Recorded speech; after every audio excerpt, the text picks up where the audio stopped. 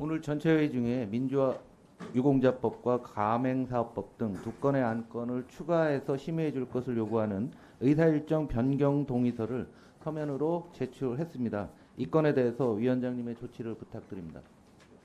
예. 네. 강민규 의원님. 예, 먼저 여당 간사로서 매우 유감이라는 말씀을 드리겠습니다. 우리 민주당은 입만 떼면은 검찰 독재라고 이야기하는데 이거는 민주주의를 무시한 의회 폭거이자 또 입법 독재입니다. 입법 독재는 곧 민주주의의 위기고 민주주의 파괴입니다. 오늘 민주당이 직회부를 요청한 지금 민주공자법과 가맹사업법은 지난 2023년 12월 14일 정무위 전체회의에서 민주당 단독으로 강행 통과시킨 법안들입니다. 이 절차 면에서도 잘못됐고 내용 면에서도 잘못된 겁니다.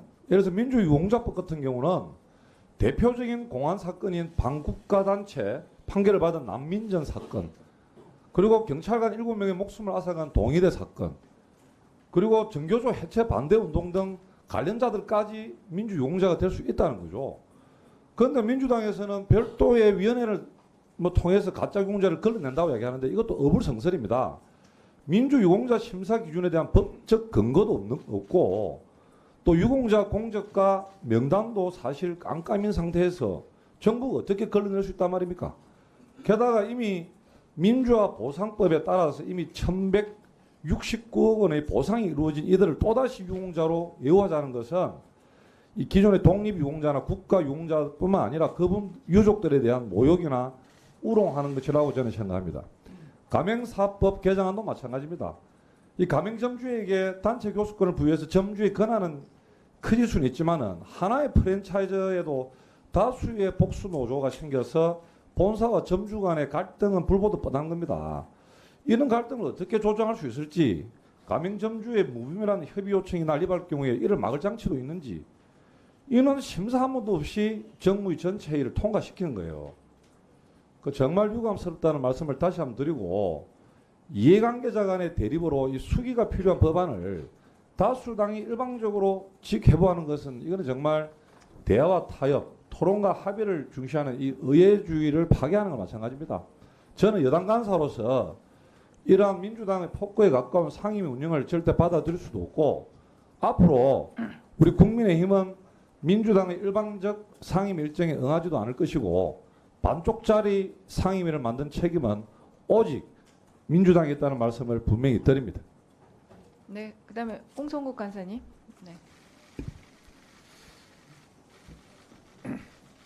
최근에 고 박종철 열사의 어머니 정차순 여사님께서 별세를 하셨습니다. 그 오랜 시간 동안 온전한 예우를 받지 못했습니다. 민주유공자법은 사실 20여 년간 계속 논의가 되어왔던 사항인데요. 이런 논란을 제거하기 위해서 지원 범위를 대폭 조정을 했고요. 국가보안법, 형법으로 형이 확정된 분들도 제외를 했고, 또 유가족에 대한 특혜 논란이 있었던 교육, 취업, 대부, 주택 공급 등의 지원을 대폭 삭제했습니다.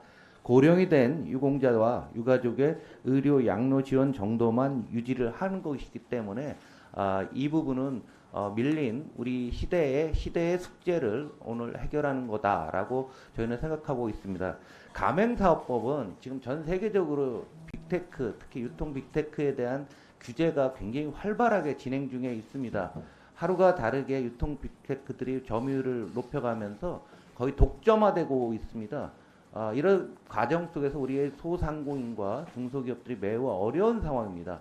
그래서 이분들도 목소리를 낼 수 있는 최소한의 조건을 마련하는 것이기 때문에 당연히 이 법안, 두 개의 법안은 통과가 돼야 된다고 생각합니다. 이상입니다. 그러면 의사일정 제18항 민주유공자 예우에 관한 법률안 대안에 대한 본회의 부의 요구의 건 및 의사일정 제19항 가맹사업거래의 공정화에 관한 법률 일부 개정 법률안 대안에 대한 본회의 부의 요구의 건을 일괄하여 상정합니다.